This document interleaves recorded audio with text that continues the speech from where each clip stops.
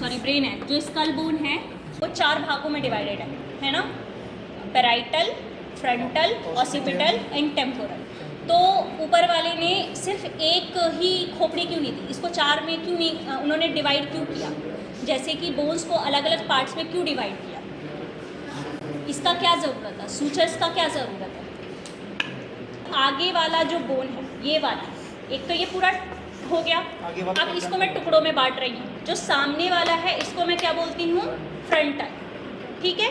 पीछे वाले को बोलती हूँ ऑसिपिटल, फिर 2 पैराइटल और 2 टेम्पोरल, ठीक है। इस ब्रेन का जब मैं पैदा हुई, जब मैं 1 दिन की, 0 दिन की, 5 दिन की थी, उस दिन से लेकर 20 साल तक मेरा ये जो दिमाग का विकास हो रहा है, कहते हैं ना कि शुरुआती दिनों में आपके ब्रेन का विकास हो रहा है, आपके न्यूरॉन्स डेवलप हो रहे हैं, आप नई नई एक्टिविटीज़ सीखो, आप जितना बचपन में सीख लोगे वो आपको लॉन्ग टर्म तक चलेगी। तो मेरा शुरू होता है हेड सर्कमफेरेंस।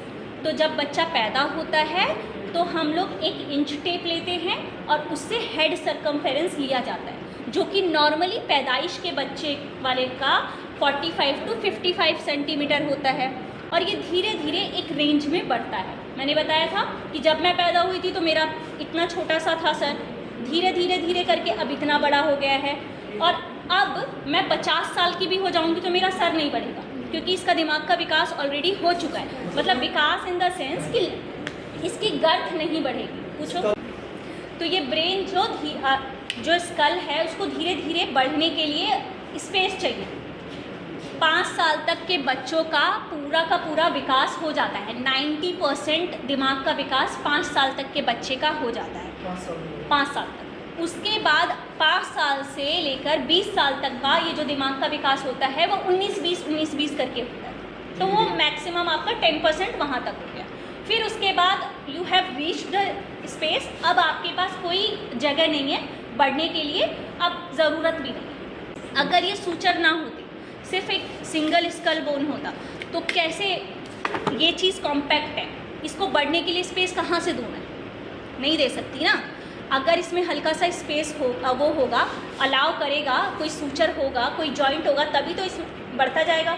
सार थोड़ा सा ये बड़ा होता जाएगा और यहाँ तक अब आ गया। इसलिए कुदरत ने ये सूचर्स बनाए, क्योंकि उसको पता है कि जब मैं बच्चा पैदा कर रहा हूँ तो मैं उसका इतना छोटा दिमाग भेज रहा हूँ, और धीरे धीरे जैसे जैसे बच्चा अपनी एक्टिविटीज़ क्रिएट करेगा, खेलेगा। अच्छा, क्या एक्टिविटीज़, बच्चे को कौन सी एक्टिविटीज़ की ज़रूरत है, वो बचपन में ही ऐसा क्या कर लेगा, उसका दिमाग का विकास कैसे होता है। हम लोग कहते हैं बच्चों के साथ खेलो, खूब खेलो, प्ले थेरेपी कहते हैं इसको। जितना बच्चे के साथ बात करोगे, जितना उसके साथ खेलोगे, इंगेज होगे, सिखाओगे, उसके साथ बड़बड़ाओगे, ये उसकी हेल्दी ब्रेन एक्टिविटीज़ होती हैं। देखा है कितने घरों में एक्चुअली मदर बहुत बिजी हो जाती है, जॉइंट फैमिली है या बड़ी फैमिली है या वर्किंग वुमेन है, तो उसने मेड के सहारे बच्चे को छोड़ दिया और वो अपना काम पे चली गई, फादर काम पे चले गए, न्यूक्लियर फैमिली है, 2 हस्बैंड वाइफ है बस। तो मेड तुम्हें बच्चे से बात करेगी? वो नहीं करेगी। वो बेसिकली क्या करेगी, बच्चे को सुबह दूध पिला, वो असेंशियल चीज़ें करेगी, उसका डायपर चेंज करेगी, खाना खिलाएगी, दूध पिलाएगी, लेकिन इंगेज नहीं होगी। Until unless you are not engaging with the kid till 5 years, you are not developing their brain. Okay? आपको बच्चे का दिमाग का विकास करने के लिए उसके साथ इंगेज होना पड़ेगा, उसके साथ खूब बड़बड़ाओ। देखा है दादी माँ होती है, नानी माँ होती है, खूब बड़बड़ाती रहती है बच्चों के साथ। उन बच्चों को कंपेयर करो। ऐसा काफ़ी सारी रिसर्चेस प्रूव करती हैं कि जो न्यूक्लियर फैमिलीज़ होती हैं जिसमें बच्चे के साथ इंगेजमेंट नहीं हो रहा है, और ऐसा बच्चा जिसके साथ दादा दादी, फुप्पू, बुआ, चाची, ताई सब लगी पड़ी है, तो उनका बेटर हेल्दी डेवलपमेंट हो रहा है दिमाग का। ठीक है, तो जितना उसके साथ इंगेज होगे बच्चे के साथ, उसका दिमाग का अच्छा विकास होगा।